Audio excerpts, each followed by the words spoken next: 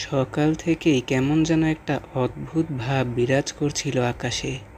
ঘন মেঘে ঢাকা, মাঝে মধ্যে বাতাস এসে গাছের ডালপালাগুলো কাঁপছিল।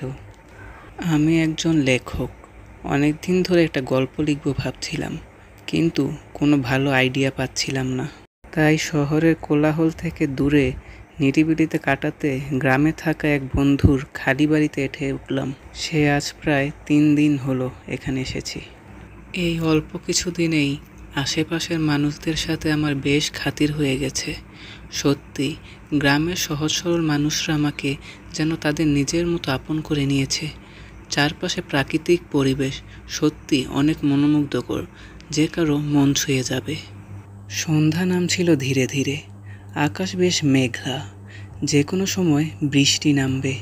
বাতাসে কেমন যেন একটা শীতল ভাব, যেমনটা ঠিক ঝড় আসার আগের মুহূর্তে হয়। ভাবলাম এই বৃষ্টির মধ্যে আর রান্না করে লাভ নেই। গ্রামের মোড়ে একটা তেলে ভাজার দোকান আছে, সেখানে তেলে ভাজাগুলো অনেক মজা, তাই ভাবলাম সেখান থেকে তেলে ভাজা নিয়ে আসব। গরম গরম তেলে ভাজা, তার সাথে যদি বৃষ্টি শুরু হয় তাহলে সত্যিই রাতটা বেশ ভালোভাবেই কেটে যাবে। তেলে ভাজা আনার জন্য আমি রাস্তা দিয়ে হেঁটে যাচ্ছিলাম। সত্যি আশেপাশে ঠান্ডা বাতাস আমার বেশ ভালোই লাগছিল। দোকানে পৌঁছে আমি দোকানিকে বললাম, আমাকে কিছু তেলে ভাজা দিন তো। ঠিক আছে, দিচ্ছি। আপনি দোকানের মধ্যে এসে বসুন, গরম গরম খেয়ে নিন। না না, আমি দোকানে খাবো না, আমাকে প্যাকেট করে দিন, আমি বাসায় গিয়ে খাবো। এই ভর সন্ধ্যাবেলায় আপনি এই তেলে ভাজাগুলো নিয়ে রাস্তা দিয়ে একা একা হেঁটে যাবেন? হ্যাঁ, কিন্তু কি হয়েছে? কোনো কি সমস্যা? না, মানে এই গ্রামে সন্ধ্যাবেলা এই তেলে ভাজা নিয়ে গেলে আপনার সমস্যা হতে পারে। সমস্যা নেই, আপনি আমাকে দিয়ে দিন। আমি এসব লোককথা, ভূতের গল্পে বিশ্বাস করি না। দোকানি এরপরে আর কিছু বলল না। তারপর গরম গরম তেলে ভাজাগুলো প্যাকেটে ভরে আমার হাতে দিল। আমি রাস্তা দিয়ে বাড়ি ফিরছিলাম। হঠাৎ কিছুটা দূরে একটা করই গাছের নিচে একজন লোককে আমি দাঁড়িয়ে থাকতে দেখলাম। ছায়া ঢাকা মুখ তার, তাকে দেখে মনে হচ্ছে সে অনেক দিন ধরে কিছু খায়নি। আমি কেমন যেন একটা অদ্ভুত টান অনুভব করলাম তার দিকে, যেন আমার ভিতর থেকে কেউ বলছে, যাও ওর দিকে, ওকে কিছু খাবার দাও। তারপর আমি সেদিকে গেলাম আর তাকে বললাম, আপনাকে দেখে অনেক ক্ষুধার্ত মনে হচ্ছে, এই দিকে আসেন, এখান থেকে দুটো তেলে ভাজা খেয়ে যান। লোকটা ধীরে মুখ ফিরিয়ে একবার আমার দিকে তাকালো। সেই দৃষ্টি কেমন যেন অদ্ভুত রকমের এক ফাঁকা। লোকটা এরপরে আমাকে আর কিছু বলল না। সে এরপর গাছের আড়ালে চলে গেল। আমি এরকম অদ্ভুত আচরণের কারণ কিছুই বুঝতে পারলাম না। বাড়িতে ফিরে এলাম, তখন ঝুম বৃষ্টি শুরু হয়েছে। আমি বারান্দায় একটি চেয়ারে বসলাম।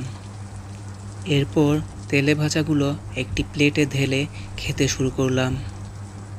গরম গরম তেলে ভাজা আর বাইরে বর্ষার তীব্র শব্দ, এ যেন মনে এক অদ্ভুত প্রশান্তি এনে দিল।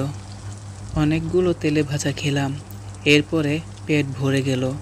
দেখলাম আরও প্রায় 3টি তেলে ভাজা রয়ে গেছে, তাই ভাবলাম এগুলো প্যাকেটে ভরে রেখে দেই, সকালে আবার খাওয়া যাবে। রাত বাড়ল, চারিদিকে অন্ধকার, কারণ লোডশেডিং হয়েছে। গ্রামে এমনই, যদি একবার ঝড় বৃষ্টিতে কারেন্ট যায় তাহলে যে কখন আসে তার কোনো ঠিক নেই। টেবিলের কোণে রাখা মৃদুভাবে জ্বলছিল মোমবাতিটা। আজকে আর কিছু লিখতে মন চাইল না, তাই ভাবলাম ঘুমিয়ে পড়ি। আর এমনিতেও চোখ বেশ ভারী হয়ে আসছিল আমার। এই প্রশান্তির ঘুম খুব বেশিক্ষণ স্থায়ী হলো না। হঠাৎ যেন একটা ঠান্ডা বাতাস ঘরে ঢুকলো, এরপর মোমবাতিটা নিভে গেল। আমি উঠে বসলাম। হঠাৎ আমি ঘরে যেন আরও কারো উপস্থিতি টের পেলাম। খাবার খেতে ডেকেছিলি, এখন তুই আমাকে ডেকে ঘুমাচ্ছিস কেন? কই, আমি তো কাউকে ডাকিনি। ডেকেছিস।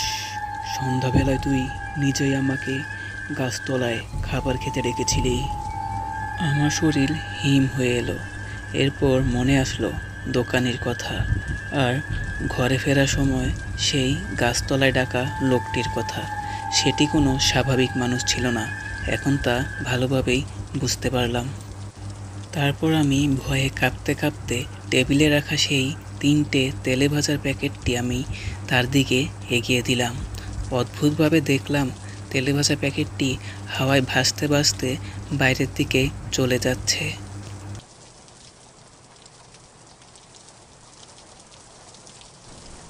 আমি স্তব্ধ হয়ে বিছানায় বসে রইলাম। এরপর দেখলাম হঠাৎ করে আবার মোমবাতিটা জ্বলে উঠেছে, যেন কেউ আবার জ্বালিয়ে দিয়েছে। এরপর রাতে আর কোনো সমস্যা হলো না।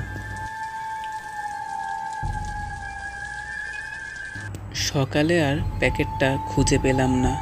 দেখলাম টেবিলের কোনো একটি চিরকুট রাখা রয়েছে, আর সেখানে লেখা, আজ খবর পেয়েছি বলে তোকে ছেড়ে দিলাম, কিন্তু মনে রাখবি, সন্ধ্যাবেলা ডাকলে খাওয়াতেই হবে।